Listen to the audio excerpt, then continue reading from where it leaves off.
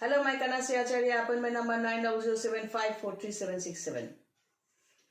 जो मैं कह रही थी कि ये जो बॉडी है, बॉडी के चारों तरफ जो एथिक पावर है, एक्चुअली क्या होता है, ये बॉडी डिलीटेड हो जाते हैं। इस बॉडी का कोई अस्तित्व नहीं है। लेकिन ये जो हम सोचते हैं पुराने, जैसे कि काल या परसों, इसका ये उसके आगे जो हम सोचते हैं, तो मतलब उस टाइम जो सोचो, परसों इस टाइम पे आप कहाँ थे, वो आप सोच सकते हो। वो प्लेस आप याद कर सकते हो। मतलब वो एक अलग डायमेंशन है। यहाँ का डायमेंशन एक है, वहां का डायमेंशन अलग है। वो सोच रहे हो, वो सच था, अब नहीं है। अगर वो सच आप किसी को बता रहे हो, वो सच है। जो सुन रहे हैं वो अपना जैसा वो कल्पना करके वो सुन रहा है, समझ रहा है। तो ये और एक डायमेंशन हुआ। इस डायमेंशन के चक्कर में मत पड़ो। जो मैं कहने जा रही थी, देखो, ये जो बॉडी है, ये अगर मेटेरियल बॉडी है, तो क्या होता है, इस मेटेरियल बॉडी में जो पावर है, इसके चारों तरफ टोटली इस मेटेरियल बॉडी को लेकर 7 बॉडी है। तो उसमें क्या होता है, एक एथिक पावर जो हम बोलते हैं, एक एथिक बॉडी है चारों तरफ, फिर एक एस्ट्रल बॉडी है, फिर कॉस्मिक बॉडी है। इस तरह 7 शरीर होते हैं जो इमैटेरियल है। उसमें ये जो इंटेलिजेंस होते हैं, ये जो आपका एक्सपीरियंस, इंटेलिजेंस, फीलिंग्स, ये सब एक एनर्जिक बॉडी है। ये कॉस्मिक बॉडी के अंदर है। ये डिलीट नहीं होते।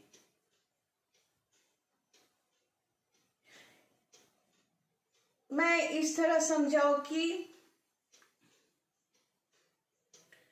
सोचो, पानी में जब करंट होते हैं ना,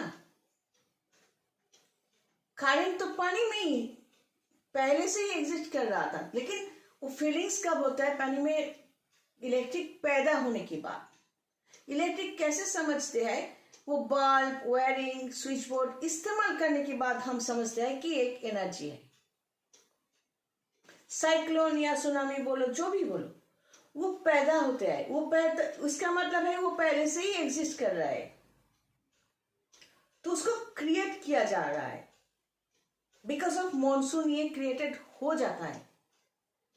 तो इसी तरह हमारा मेटेरियल बॉडी जो है, सिर्फ इसी को आप ज्यादा इंपॉर्टेंस दोगे तो आप टोटली नॉर्मल जिंदगी जीते रहोगे।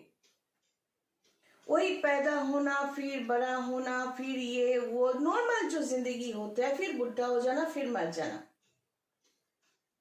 लेकिन सचमुच खुद को समझना चाहते हो तो आपको स्पिरिचुअल सिस्टम को ही अपनाना पड़ेगा, क्योंकि आपको जानना पड़ेगा ये एथिक बॉडी क्या होता है।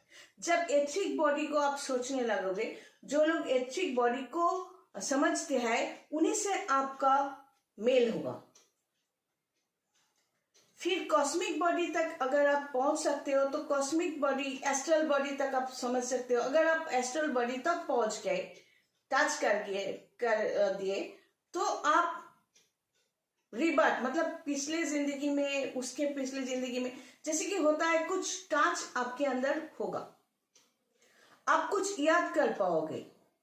आप जैसे कि परसों के बारे में आज याद कर सकते हो, तो परसों के परसों, उसके परसों, उसके परसों कभी तो हुआ था ना। शरीर डिलीट हो गया होगा, लेकिन वो काम तो कभी हुआ होगा, तो उसका एक इफेक्ट भी तो है। सोचो, परसों किसी से आप मिले थे, वो मर भी जाए, फिर उससे आप मिले थे, वो तो सच था, तो उसका एक कनेक्शन आपके साथ था। ये परसों का टाइमिंग अगर बीच में 100 साल हो, तो मतलब किसी से आपका सोल मिला था, फिर वहां से दोनों का एक कनेक्शन हुआ था। फिर अगर आप एस्ट्रल बॉडी में या कॉस्मिक बॉडी को एनर्जी दे सकते हो, उसको एक्टिवेट कर सकते हो, तो फिर आप वो याद भी कर सकते हो कि उस टाइम पे आप किससे मिले थे? परसों किसके साथ किस टाइम पे मिले थे आपको याद है? तो इस परसों के अंदर जो टाइमिंग है, आज से लेकर परसों के अंदर टाइमिंग को आप 100 साल बना दो। तो उस टाइम पे भी तो आपका सोल कौन से सोल के साथ मिले थे या बात किए थे, जो फ्रेंड सोल है या एनिमी सोल है, वो तो आपको याद ही होगा, क्योंकि वो हुआ था। कौन कह सकता है कि वो अभी यहां पर नहीं है? तो ये सोचना समझना हमारे हाथ में होते हैं। हम नॉर्मल बने या स्पेशल बने, हमारी जिंदगी को हम कैसे बनाए, कैसे भगाए, हम पर डिपेंड करता है।